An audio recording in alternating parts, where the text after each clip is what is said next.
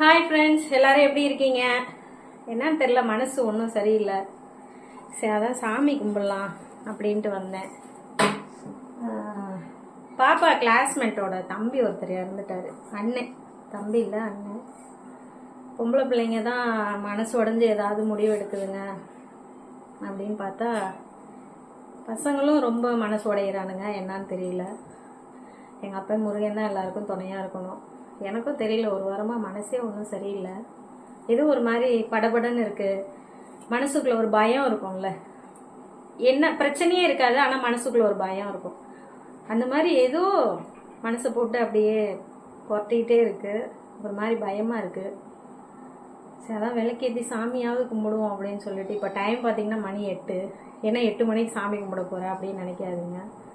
தெரியல, எனக்கு விளக்கேற்றி சாமி கும்பிடணும்னு தோணுச்சு. அதனால் விளக்கேற்றி சாமி கும்பிட போகிறேன். வாங்க, அப்போ முருகன்கிட்ட போய் நம்ம பிரச்சனையெல்லாம் சொல்லலாம். சாமிக்கு பூ போடணும் ஃபஸ்ட்டு.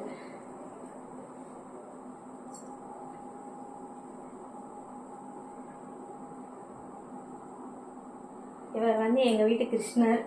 ரொம்ப வருஷமாக நான் வச்சுருக்கேன். என்ன பிரச்சனைனாலும் நாங்கள் கிருஷ்ணரோட பாதத்தில் தான் வந்து லெட்டர் எழுதி வைப்போம். அது நிறைவேறுன்ற ஒரு நம்பிக்கை இருக்குது.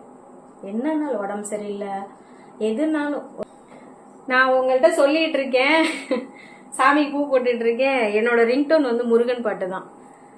கரெக்டாக என் தங்கச்சி ஃபோன் அடிக்கிறான். கரெக்டாக முருகன் பாட்டு வந்துச்சு. அதை நான் வீடியோவில் கட் பண்ணிடுவேன், ஏன்னா காப்பிரைட்ஸ் வரும், அதனால் கட் பண்ணிவிடுவேன். கரெக்டாக பூ போடலாம் அப்படின்ட்டு போகையில் அவர் எங்கள் வீட்டு கிருஷ்ண பகவான் நிறையா இருக்கும் பாருங்கள். இதெல்லாம் வந்து திருக்கோஷ்டியூர் கோயிலேருந்து எடுத்துகிட்டு வந்த விளக்கு. பிரார்த்தனை வச்சு எடுத்துகிட்டு வந்திருக்கேன். நிறைய பிரார்த்தனை வச்சுருக்கேன். நிறைய டப்பா இருக்கும் அந்த இடத்துல.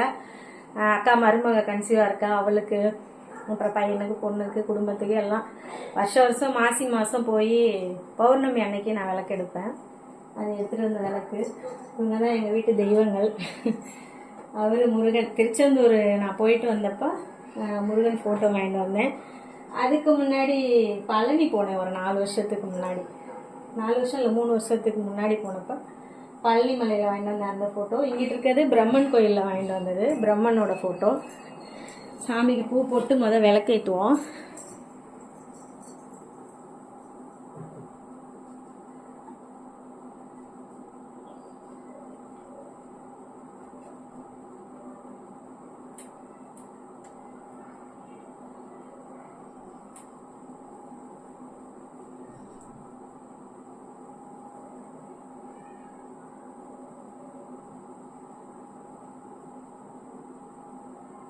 இவங்க வந்து சமயபுரம் மாரியம்மன். சமயபுரம் மாரியம்மன் ஃபோட்டோ வந்து நான் சின்ன பிள்ளையா இருக்கையிலேருந்து இந்த ஃபோட்டோ வச்சு சாமி கும்பிட்றேன். இதை எங்கள் அம்மா வீட்டில் வச்சு கும்பிட்டேன். நான் எங்கள் அம்மா வீட்டிலேருந்து வரையில் சமயபுரம் மாரியம்மன் ஃபோட்டோ எடுத்துகிட்டு வந்துட்டேன். நான் அப்பையிலேருந்து அம்மா ஃபோட்டோ இருக்குது. மற்றது எல்லாமே இப்போ வாங்கின ஃபோட்டோ தான். என்கிட்ட வந்து ரொம்ப நான் சின்ன பிள்ளையிலேருந்து வழிபட்டதுன்னா சமயபுரம் மாரியம்மன், இது வந்து அன்னபூர்ணி சிலை, காமாட்சி அம்மன் சிலை, அப்புறம் விநாயகர். இந்த 4 ஃபோட்டோ மட்டும், இந்த 4 ஃபோட்டோ வயலூர் முருகன் ஃபோட்டோ இந்த இங்கே இருக்கும். இந்த ஃபோட்டோலாம் வந்து நான் எங்கள் அம்மா வீட்டில் சாமி கும்பிட்டது, அதாவது என்னோட கல்யாணத்துக்கு முன்னாடி. அப்போ நான் என் அம்மா வீட்டிலேருந்து வரையில இதெல்லாம் எடுத்துகிட்டு வந்துட்டேன். எங்கள் அம்மா சொல்லிச்சு, சாமி படம்லாம் எடுத்துகிட்டு போகக்கூடாது, எனக்கு வீட்டை தொடச்சிரும், எடுத்துகிட்டு போகாத சாமி அப்படின்னுச்சு. நான் இங்கே கும்பிட்டது எனக்கு வேணுமா அப்படின்னு சொல்லிட்டு ஒரு சில ஃபோட்டோ மட்டும் அங்கே வச்சுட்டு இதெல்லாம் எடுத்துகிட்டு வந்துட்டேன். இப்போ எனக்கு கல்யாணம் ஆகி 22 வருஷம் ஆகுது. இந்த ஃபோட்டோலாம் என்கிட்ட இருக்குது, இன்னும் நான் அப்படியே வச்சுருக்கேன். நிறைய ஃபோட்டோலாம் வாங்கினேன் புதுசு புதுசாக. இருந்தாலும் இது எனக்கு அப்பையிலேருந்து எனக்கு துணையாக இருக்காங்கன்ற ஒரு நம்பிக்கை இருக்கனால அது மாற்றவே இல்லை, அப்படியே வச்சுருக்கேன் நான்.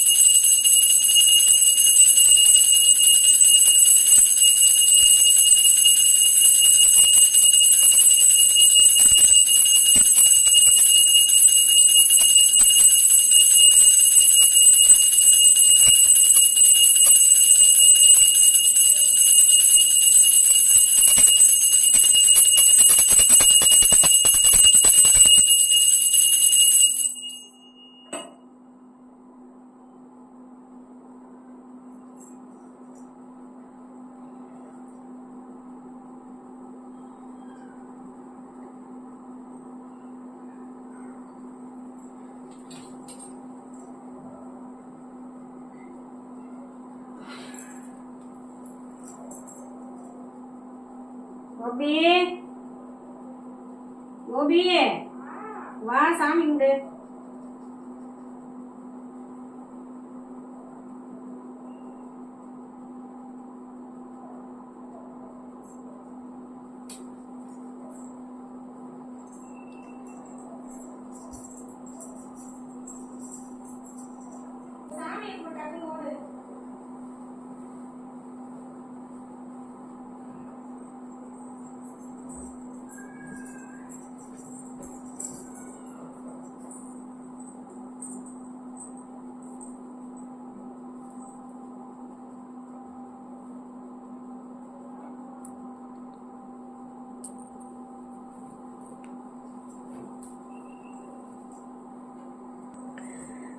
சாமி கும்பிட்டேன். மனசு ஒரு மாதிரியாகவே இருக்கு. பாப்பாவோட ஃப்ரெண்டு ஒரு பையன், கூட படிக்கிற பையன், அவனோட அண்ணன் தான் இறந்துட்டான். அவன் நல்லபடியாக தெய்வத்தோட காலடிக்கு போகணும். ஆனால் பெற்றவங்களுக்கு பெரிய இழப்பு தான். ஏன் இந்த மாதிரி முடிவு எடுக்குதுங்கன்னு தெரில. அப்படிலாம் பார்த்தா என்னை மாதிரி தனியாக குழந்தைங்கள வச்சுட்டு கஷ்டப்படுற எத்தனையோ அம்மா இருக்காங்க, லேடிஸுக்கும் இருக்காங்க, ஜென்ஸும் இருக்காங்க, மனைவி இல்லாமல் இருக்கவங்களும் இருக்காங்க. இப்போ நாங்கள்லாம் சாகணுன்னா எத்தனை திருப்பு சாவுறது?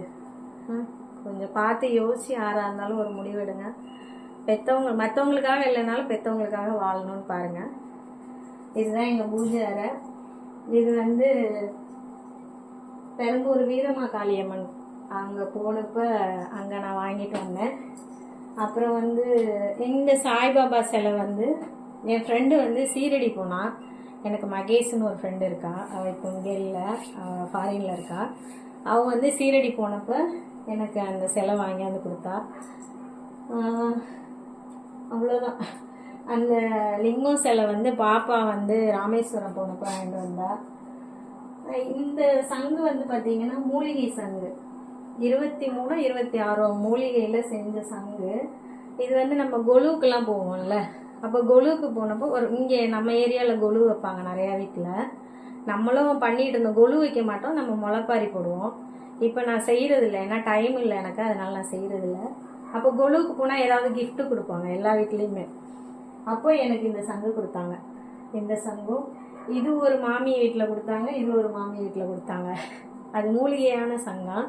அதில் வந்து நம்ம காசு நெல் போட்டு வச்சு வீட்டில் வழிபடுவாங்க. ஒரு சிலர் அதில் விளக்கேற்றுவாங்க. நான் வந்து காசும் நெல்லும் போட்டிருக்கேன்.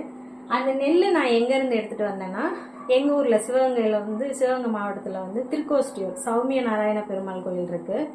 அங்கே தான் அந்த விளக்கம் எடுப்போம். அப்போ நான் ஆடி மாதம் போனேன் ஒரு டைம், இடையில போயிட்டு பெருமாளை சேவிச்சிட்டு வரையில் அங்கே நெல் வச்சுருப்பாங்க வெளியில். நிறைய விவசாயம் பண்ணுறவங்கலாம் வந்து நெல் வந்து கோயிலில் வந்து இது பண்ணுவாங்க, நேர்த்திக்கடன் பண்ணுவாங்க. அந்த நெல்லை நம்ம எடுத்துகிட்டு வரலாம். விவசாயம் பண்ணுறவங்க அதை எடுத்துகிட்டு வந்து விதை நெல்லாக யூஸ் பண்ணிக்குவாங்க.